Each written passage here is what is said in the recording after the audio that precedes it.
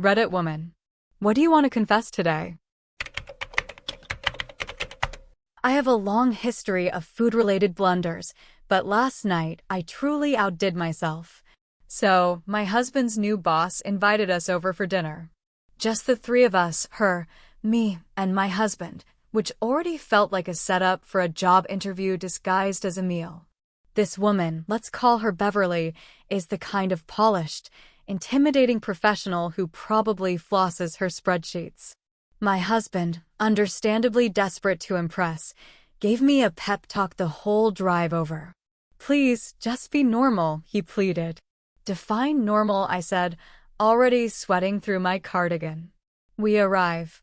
Her apartment is immaculate, filled with expensive minimalist furniture and a scent I can only describe as money and eucalyptus. Everything's going fine. I'm charming. I'm laughing at the right moments. I even complimented her weird abstract sculpture that looked like a melted shoe. Then came the steak. Now I enjoy meat. I do. But what landed on my plate was not rare. It was prehistoric. This thing was basically still mooing. If I hadn't seen it come off the grill, I might have called PETA. The inside looked like it was pulled from a crime scene photo. I glance at Beverly's plate. She's slicing through hers like it's butter, looking positively smug about it. My husband? Eating is like a man whose mortgage depends on it. I cut into mine and blood, not juice, actual blood, oozes out. I freeze. My body physically rejects the idea of putting it in my mouth. But I've already smiled and nodded when she asked if medium rare was fine. Love it, I'd said. Like a moron. So now I'm stuck. Can't not eat it. Can't eat it. Can't claim veganism. I'd already taken seconds of charcuterie. I consider hiding it in my purse, but it's white leather, and I'm not looking to explain steak stains to a dry cleaner. Then I see it. The open window behind Beverly's head. 3rd floor. A breeze. It's practically calling to me. I wait for her to excuse herself to the kitchen. She's making dessert. A deconstructed tiramisu, whatever that means. I seize the opportunity. I grab the steak with my hand, gently shake off the juice, and with the precision of a seasoned athlete, I eat the meat through the window. Except, the window is not open. It is very closed. And very clean. The steak hits it with a disgusting splat, smearing blood down the glass like a horror movie in slow motion. It then slides, painfully slowly, down to the windowsill. The sound alone could have been a trigger warning. I freeze. My husband's mouth hangs open, fork midair. Beverly, who heard the impact, rushes back in and finds us staring at the window like it just betrayed us. She follows our gaze. Sees the meat. Sees the trail of red goo. Sees my empty plate. She blinks. I open my mouth to lie.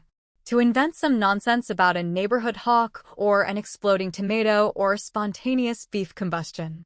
But all that comes out is, I thought it was open. Silence. Then Beverly, still calm, walks over, peels the steak from the glass with 2 fingers like it's radioactive, and drops it silently onto my plate. Then she just leaves. Back to the kitchen. No expression. No words. My husband hisses, "What is wrong with you?" I whisper back, "It looked open." Who keeps a window that clean? He covers his face and mutters, "We're going to die. She's going to kill us with deconstructed tiramisu and bury us under the Bauhaus couch." I nearly cried. Beverly returned with dessert. She said nothing. We ate in silence, the steak back on my plate like a crime scene reminder. And the worst part? The tiramisu was divine. We left as quickly as politeness allowed. In the car, my husband said, "You've sabotaged my entire career with a slab of beef." I wanted to argue, but the bloody window flashback stopped me. Today, he got an email from Beverly. "Thank you for dinner," it said. "Your wife is memorable." I'm choosing to believe that's a compliment. Anyway, we're probably never getting invited back. but on the bright side, I'll never have to eat rare steak again. This is, without question, the dumbest crime I've ever committed, and also the one that's haunted me for over 2 decades. When I was 8 years old, my class went on a field trip to our city's Natural History Museum. This was a big deal in 3rd grade. We got to pack our own lunches, wear special field trip name tags, and most importantly, we got to feel like little archaeologists for a day. One of the exhibits was ancient Egypt. They had the usual stuff: dusty old pottery, faded wall murals, and cases filled with tiny statues and trinkets. At one point, the museum guide told us we could each carefully handle a few of the smaller, sturdier items under supervision, of course. That's when it happened. A small greenish figurine ended up in my sweaty little hands. It was maybe 3 inches tall, shaped like a goddess or animal-headed woman. I later learned it was likely the hippo-headed goddess Taret. At the time, I just thought it looked cool. Like a toy. And for reasons I still can't explain, my 8-year-old brain went, I must have this. I didn't even want to steal. I wasn't some budding kleptomaniac. But in that moment, holding that ancient little figure, I convinced myself that 1, no one would miss it, and 2, it would be an awesome thing to keep on my dresser. So, when the museum guide got distracted answering a question, I quietly slid the figurine into my pocket. I was immediately consumed with guilt. The entire bus ride home, I was sweating bullets, expecting the museum police to board the bus and arrest me in front of everyone. But when we arrived safely back at school, no sirens in sight, I thought, okay, I got away with it. Except I hadn't, not mentally. That night I hid the figurine in a shoebox under my bed. I told myself I'd return it, eventually. But the next day, the museum sent a letter home saying that an important artifact had gone missing from the exhibit. My parents even talked about it at dinner. My mom said some little punk probably took it. Cue me losing my appetite. My guilt multiplied by the hour.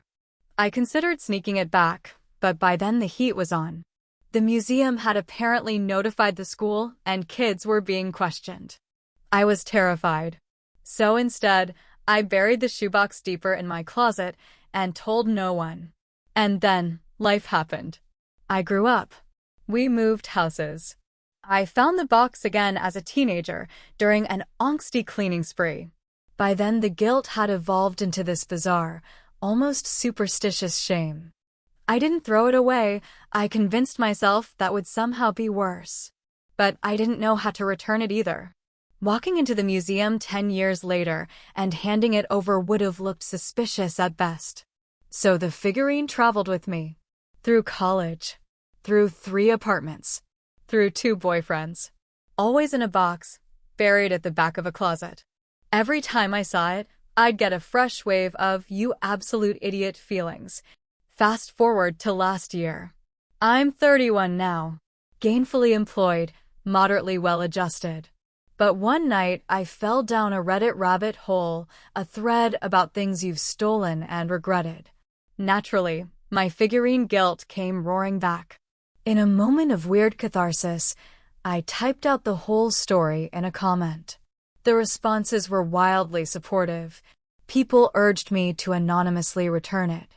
Some even joked that I'd unleashed an ancient curse by keeping it so long, which, honestly, explained a lot about my love life.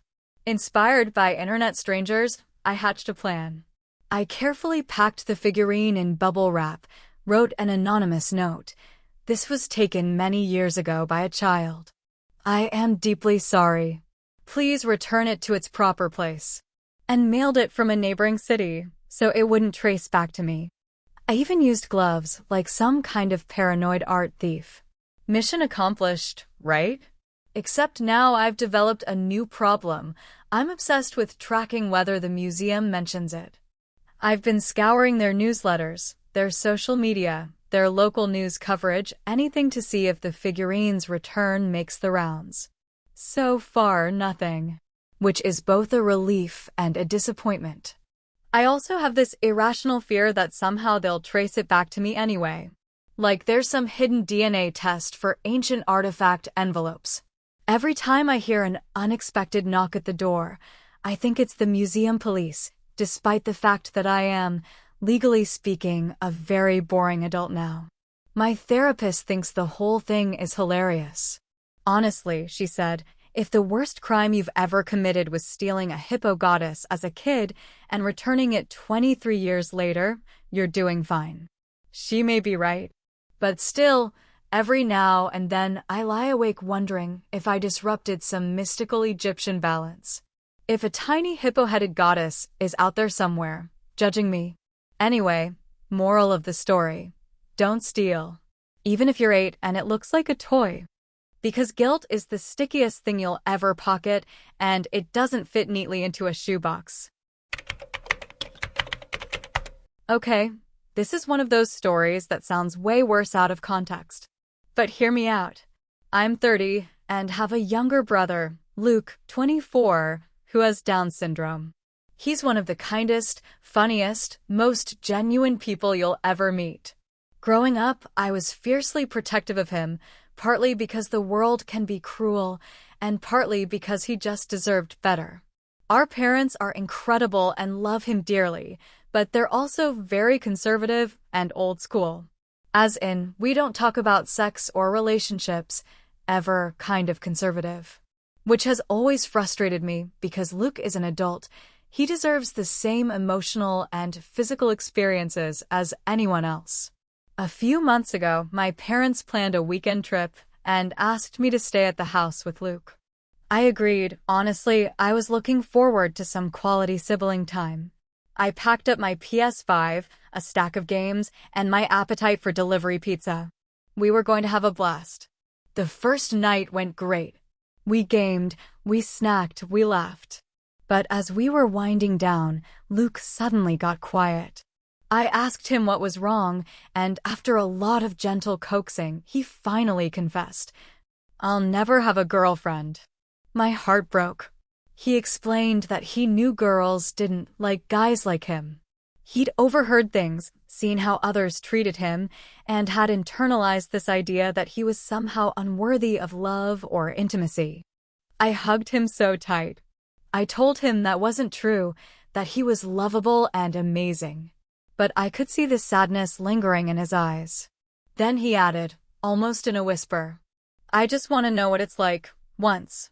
Now, some might disagree with what I did next. But in that moment, I knew I wanted to give him this experience safely, kindly, and with someone who understood. After Luke went to bed, I called a couple of trusted friends, women who are a bit more worldly and connected than I am. One of them, bless her, knew a woman named Tessa. Tessa was a sex worker, fully legal, and someone who had experience with clients who had disabilities. Even more comforting, her cousin also had Down syndrome, so she understood the emotional nuances. I nervously explained the situation. Tessa was incredibly compassionate. She assured me that her goal would be to make Luke feel respected, comfortable, and cared for. No pressure, no weirdness, just warmth and kindness. We agreed on a plan. She'd come over the next evening while my parents were away. I'd be present, but give them privacy once everyone felt safe and ready. The only rule was that my parents could never find out. When I told Luke the next day that a nice lady was coming to hang out with him and that it was a surprise, he lit up like a kid on Christmas morning. I also made it clear that everything was his choice. If at any point he felt uncomfortable or unsure, we'd stop everything. Consent was paramount. That evening, I helped Luke shower, shave, and pick out a nice outfit. He was so adorably nervous. I was nervous too, praying this wasn't some horrible idea. Tessa arrived right on time. And oh my God, she was perfect. Warm smile, patient, absolutely stunning, but in an approachable way. She greeted Luke like an old friend and instantly put him at ease. Within minutes, they were chatting and laughing in the living room. I gave them some space and retreated to the kitchen to stress eat chips. That's when the universe decided to throw me a curveball. Our neighbor, Mrs. Delacroix, a notoriously nosy old bat, rang the doorbell. I panicked. If she saw Tessa or heard anything, she'd tell my mom faster than you can say eternal damnation. I cracked the door and tried to shoo her away politely. But of course, she caught a glimpse of a strange young woman through the window and immediately smelled gossip. "Oh, having company, dear?" she asked with a knowing smile. Before I could answer, a suspicious sound drifted from upstairs, not loud, but rhythmic. Mrs. Delacroix's eyes widened. Panicking, I blurted, "We're watching a workout video. Luke's trying Zumba." She gave me the most judgmental look I've ever received in my life.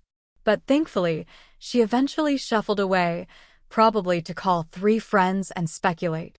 I rushed back inside, heart pounding. About an hour later, Tessa came downstairs with Luke, both of them beaming. She gave me a discreet thumbs up and mouthed, "He's great." Luke hugged her tightly and thanked her, which nearly made me cry. After she left, I asked Luke gently how he felt. His exact words: "That was the best night of my life."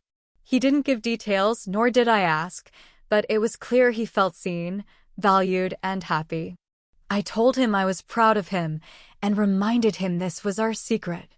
When my parents came home the next day, Luke was practically glowing. They chalked it up to sibling bonding. Since then, he's been more confident. He even told me recently he'd like to try online dating one day. I'll help him with that too, though maybe with fewer cover stories next time. Do I regret hiring Tessa? Not for 1 second. Would I tell my parents? Hell no. Was it legal, safe, consensual, and done with love? Absolutely. And that, friends, is the story of how I became the weirdest sister in our family tree. If you'd told me 3 years ago that I'd become the unofficial witch of a minimum security women's prison, all because of a plastic cup, I would have said, "Sounds about right." Let me back up. I served 3 years in prison for what my lawyer called unlawful assault on a government official, which makes it sound like I punched a senator. In reality, I shoved a parking enforcement officer who was writing me a ticket while I was having an emotional breakdown in front of my ex's house. The kind of thing that screams, I need therapy, not prison. But hey, America. I ended up in what I call cupcake prison. It was technically low security, but emotionally it was a full-on clown college. You know that expression, prison changes you? Cupcake prison didn't change me, it just amplified the unhinged parts I'd already buried beneath yoga classes and Whole Foods receipts. Now, about the cup. There was this one inmate, let's call her Teresa, who was known for 2 things: her ability to hoard contraband like a dragon and her absolute devotion to a beat-up, pink plastic cup she stole from the commissary in 2016. She guarded this thing like it was the Holy Grail. Wouldn't let anyone touch it. Cleaned it with baby wipes. Slept with it on her shelf like a shrine. Word on the cell block was that she once bit someone who tried to use it without permission. Anyway, one day this other inmate, Darlene, got assigned to our unit. Darlene was new, brash, and had a face tattoo of a unicorn vomiting rainbows. She also had no sense of social hierarchy. So guess what she does? She walks into the rec room, sees the pink cup sitting unattended, and uses it to scoop some orange tang from the community jug. We all collectively gasped. Teresa appeared out of nowhere like a prison ninja and shrieked, "That's my sacred cup." Darlene just shrugged and said, "Chill, it's just a cup." Then she licked it. A fight broke out immediately. Now, let me clarify. Most prison fights are stupid. Sloppy slaps, hair pulling, people tripping over flip-flops. But this one? It was WWE meets kindergarten. They were screeching and swinging with all the coordination of wet noodles. Someone yelled for a guard. Others chanted. At least one woman was filming on a contraband phone. And me? I was sitting on my bunk with my Sudoku book, sipping my tea and watching the chaos like I was at the opera. Eventually, the guards showed up and broke it up. Both Teresa and Darlene were hauled off for a cooling-off period. That should have been the end. Except, earlier that week, I'd gotten into a dumb argument with Teresa. She accused me of hoarding salt packets. I was. But that's not the point. During the argument, I jokingly muttered under my breath, "You better watch out. I know a little witchcraft." That was it. That one line, tossed out like a sarcastic hairpin, got me labeled as the prison witch. So when the pink cup incident happened right after our spat, guess what rumors started floating around? That I had cursed the cup. That I conjured the fight. That my witch magic had turned the tang into chaos juice. At first, I laughed it off. I even played into it a little for fun. You know, humming ominously, pretending to talk to my reflection, occasionally muttering, "Yes, dark one," to my tea bag. But prison is like middle school with more tattoos and fewer boundaries. The legend spread. Within days, I had women asking me to hex their exes or bless their parole hearings. One girl tried to pay me an instant ramen to curse her roommate's toenail fungus. Another gave me a hand-drawn pentagram made out of sanitary pad wrappers. I tried to deny it. I'm not actually a witch. I don't even know how tarot works. But denial made it worse. People were like, "That's exactly what a real witch would say." So I leaned in. I started writing fake spells on notebook paper in purple marker. I created protection charms out of dental floss and paper clips. I told one woman to sleep with her pillow facing north and chant snickerdoodle if she wanted to win her appeal. The guards knew what was happening and didn't care. In fact, I think a few were low-key amused. One even started calling me Hogwarts during roll call. To be fair, I never used this weird witch status to hurt anyone. It was all silly stuff. One girl swore my laundry blessing made her get the good dryer 3 times in a row. Another claimed my love ritual helped her reconnect with her pen pal girlfriend. Spoiler, the girlfriend just got released early. But perhaps the strangest moment came when the prison chaplain pulled me aside. "I heard you've been dabbling in alternative beliefs," he said delicately. I braced myself for a lecture. Instead, he added, "I'm not here to judge. Just maybe avoid using menstrual blood in rituals." The cleaning staff filed a complaint.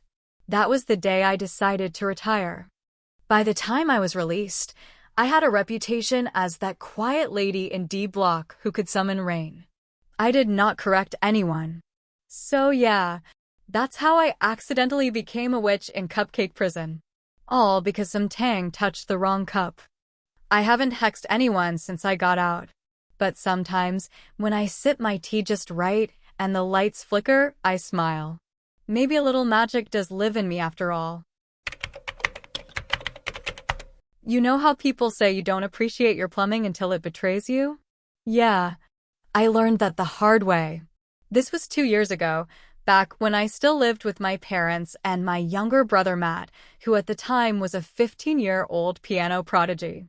He was already teaching lessons to local kids for extra money, which meant our house was often full of tiny future Mozarts and their frazzled parents. One Saturday, our parents went out of town, leaving me, their responsible, capable 20-year-old daughter, in charge. My sister Morgan, 22, and my best friend Sarah, 21, came over to keep me company. We were hanging out in the living room when Matt started his lessons. That particular day, he was teaching 3 siblings, 2 little boys, 5 and 7, and their 9-year-old sister. The boys were adorable chaos gremlins. The sister was very polite and a bit of a know-it-all. Everything was going fine until the girl politely asked, "Excuse me, can I use the bathroom?" Now, this is important. Our house had 3 bathrooms, 2 upstairs and 1 downstairs, which was the designated guest bathroom. What I didn't know was that my dad had mentioned in passing, literally while grabbing his keys and heading out, that the downstairs toilet had been acting funny. Of course, I didn't think to ask what that meant. So I sent the girl to the downstairs bathroom. Harmless, right? Wrong. A couple of minutes pass. Then we hear a flush, followed by an ominous gurgle, followed by a deep, unholy glorp glorp glorp sound that no toilet should ever make. Morgan freezes mid-sip of her iced tea. Sarah looks at me with wide eyes. I run to the bathroom. And there it is, water rising. Not politely. Not slowly. No, this toilet was erupting like it had been possessed by a very angry plumbing demon. The little girl bursts out of the bathroom, shrieking. It's coming out. Oh, it was coming out. Water surged over the rim, dark and murky, bringing friends I'd rather not describe. The floor was already an inch deep in grossness, and the water wasn't stopping. I panicked. First instinct, grab towels.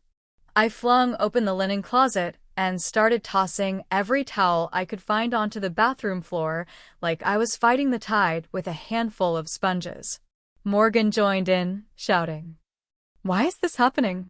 Sarah, ever the practical one, asked, "Where's the water shut-off valve?" I had no idea. Dad always handled that stuff.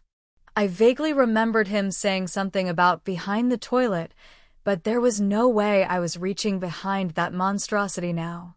Meanwhile, the kids were freaking out. The boys thought it was hilarious, a poop flood, while their sister was near tears, convinced she'd broken our house. I tried to calm her down. It's not your fault. The toilet was already weird, which probably wasn't super reassuring. At this point, water had started seeping under the door into the hallway. The towels were fully saturated. I yelled for Morgan to grab the mop and bucket. She ran upstairs instead, screaming for more towels. Sarah called her plumber uncle, who mercifully answered and gave us step-by-step instructions, mostly variations of turn off the water. I finally found the shut-off valve, but it was stuck. I wrestled with it for what felt like an eternity, hands slipping on the stupid thing, until it finally budged and the flow stopped. We were left standing in ankle-deep water and utter silence. The kids looked traumatized. Sarah looked ready to burn the entire bathroom down. Morgan was hyperventilating into a paper bag. And me? I just started laughing. Hysterically. The kind of laugh you get when the universe has completely broken you. Of course, that wasn't the end. The kids' mom arrived early to pick them up and walked in to find 3 soaked 20-somethings, a swampy hallway, and her daughter tearfully confessing, "I broke their toilet." The mom was horrified. I tried to explain, but let's be honest, there's no cool, collected way to say, "Our toilet went berserk and tried to drown us." She apologized profusely and hustled the kids out. The boys kept yelling, "Poop flood! Poop flood!" all the way to the car. Once they left, we spent the next 2 hours mopping, scrubbing, and using a shop vac to deal with the mess.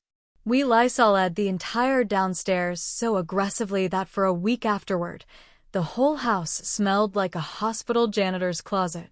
When my parents got home, I told them everything. Dad just sighed and said, "Yeah, I figured it might do that. That's why I said it was acting funny." Acting funny? I almost throttled him. He called a plumber the next day. Apparently, the toilet had a cracked pipe and a blockage that finally decided to rebel, and of course, it waited for the exact moment I was in charge. For weeks, the family wouldn't let me live it down.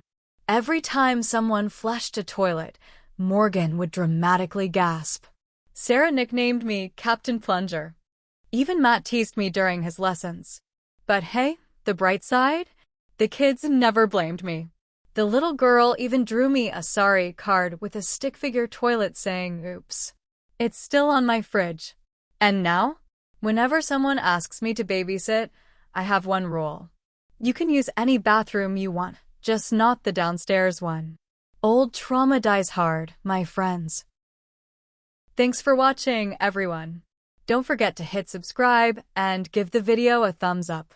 And tell us in the comments, what would you like to confess today? See you next time.